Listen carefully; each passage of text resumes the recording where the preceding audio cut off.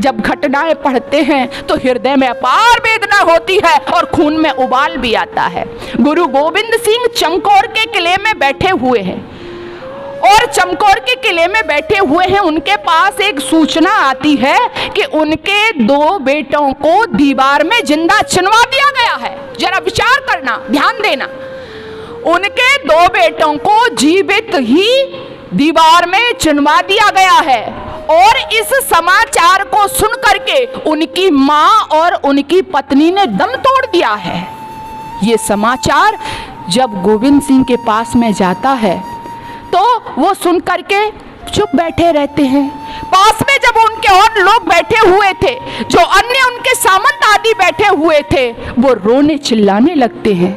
वो कहते हैं ये क्या हो गया कि 2 पुत्र चले गए, आपकी पत्नी चली गई और मां चली गई।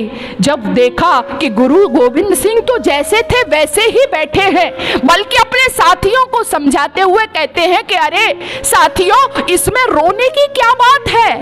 वो कह रहे हैं साथी, रोने की बात नहीं है, 2 बेटों को जिंदा चुनवा दिया गया, पत्नी ने आपकी ने दम तोड़ दिया, आपकी माँ ने दम तोड़ दिया, रोने की तो बात है। वहां पर बड़ी जोर से हंसी आई गुरु गोविंद सिंह को। जरा विचार करना, ये किस्से कहानी में नहीं सुना रही हूँ, ये हकीकत थी जो हमारे देश के लोगों ने जिसको जिया।